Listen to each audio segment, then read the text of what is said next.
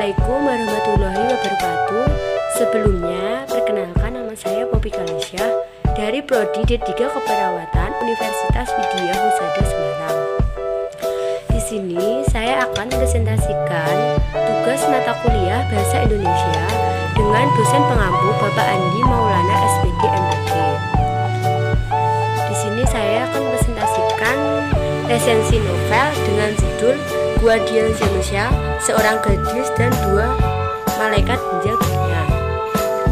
Pertama-tama puji syukur saya panjatkan kehadirat Tuhan Yang Maha Esa atas rahmat dan hidayahnya saya dapat menyelesaikan tugas resensi novel ini yang menceritakan seorang gadis dengan dua malaikat penjaganya.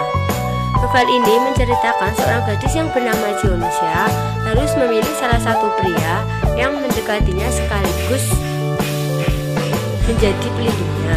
Di samping itu, novel ini juga mengandung nilai moral dan sosial yang dapat kita ambil hikmahnya. Besar harapan, semoga resensi yang saya buat ini dapat menambah wawasan bagi para pembaca dan bermanfaat. Judul novel Gua Dian Zenusia, penulis Karina Citra Ayu, penerbit Pink Diva Press Yogyakarta, tahun terbit Juni 2013, tebal 184 halaman. Biografi pengarang. Novel dengan sampul sepatu ini dikarang oleh penulis Karina Citra Ayu yang lahir di Tegal, Jawa Tengah pada 4 Maret 1990. Karina berhasil meraih gelar sarjana Hukum di Universitas Padjadjaran atau Unpad pada 2013. Sampai saat ini Karina telah berhasil merilis 2 karya novel. Yang pertama yaitu Gua Dian Zenusia dan novel yang kedua My Handsome Devil.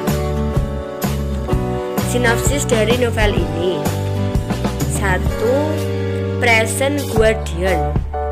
Pada bab awal ini menjelaskan tentang tokoh utama Zenusia yang hilang ingatan dan ketika berlibur di Jepang ia mengingat lelaki yang sangat disukainya yaitu Chris yang dianggap sebagai malaikat pelindungnya.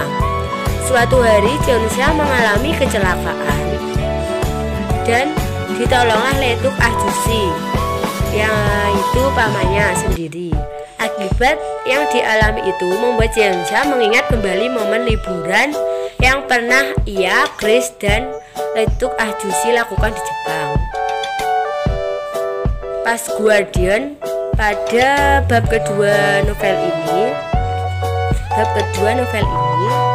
menjelaskan hari Senin di ujung musim dingin, Zenusia bangun dan masuk sekolah seperti biasa.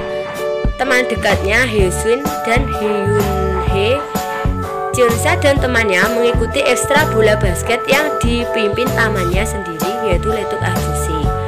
Suatu hari Zenusia bertemu dengan Chris dengan muka datar. Sifat cuek dan bodoh amat dari Chris lambat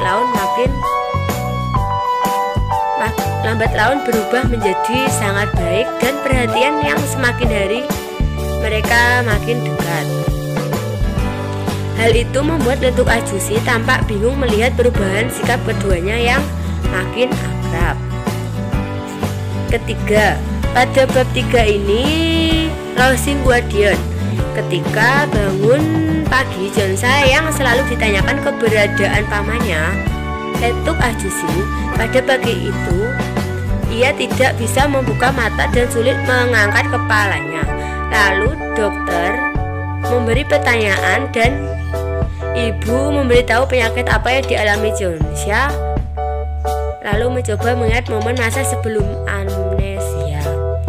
Dan ibunya juga memberitahu jika pamannya Letuk Ahjusi telah meninggal akibat kecelakaan yang dialami Chris dan juga Zenusia.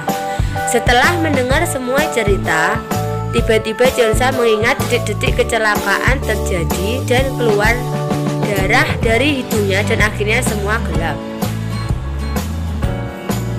Pada keempat ini One Guardian to Guardians.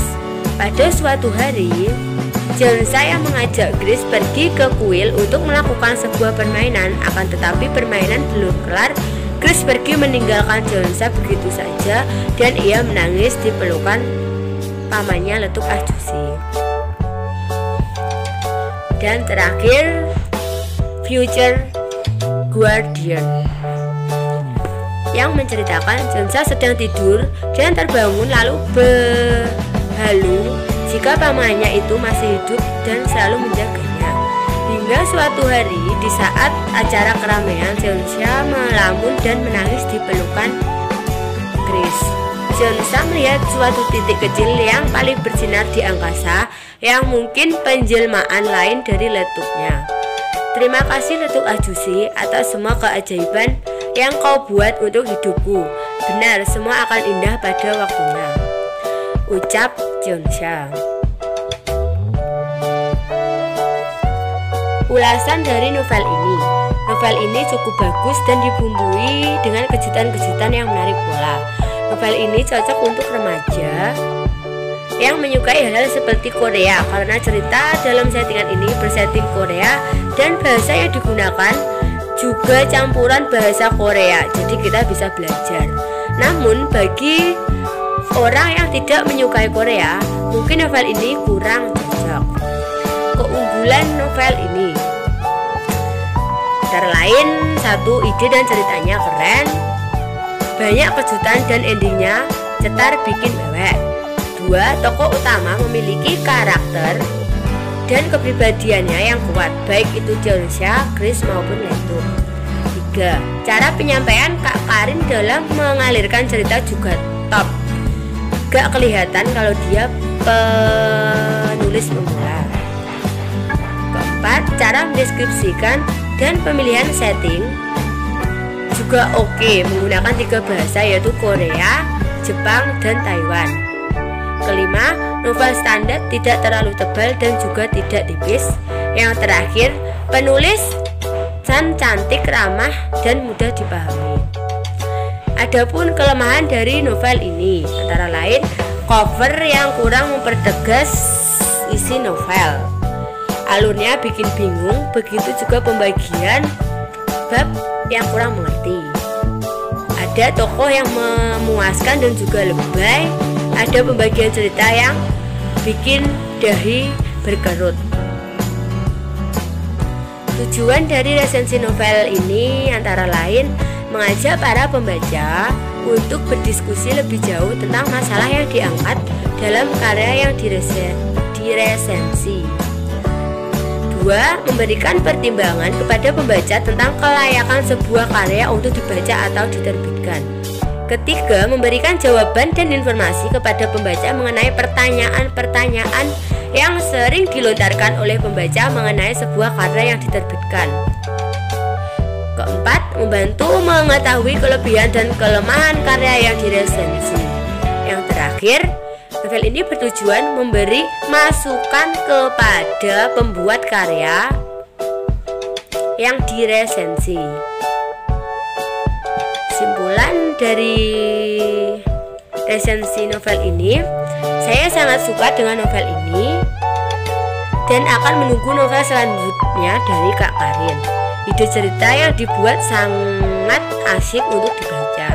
Sebaiknya untuk karya novel selanjutnya, penggunaan bahasa bisa lebih asyik jika dibaca dan mudah dimengerti, serta alur dan pembagian bab-bab cerita tidak rumit untuk dipahami.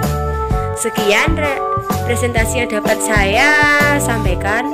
Apabila ada kekurangan, mohon maaf. Wassalamualaikum warahmatullahi wabarakatuh.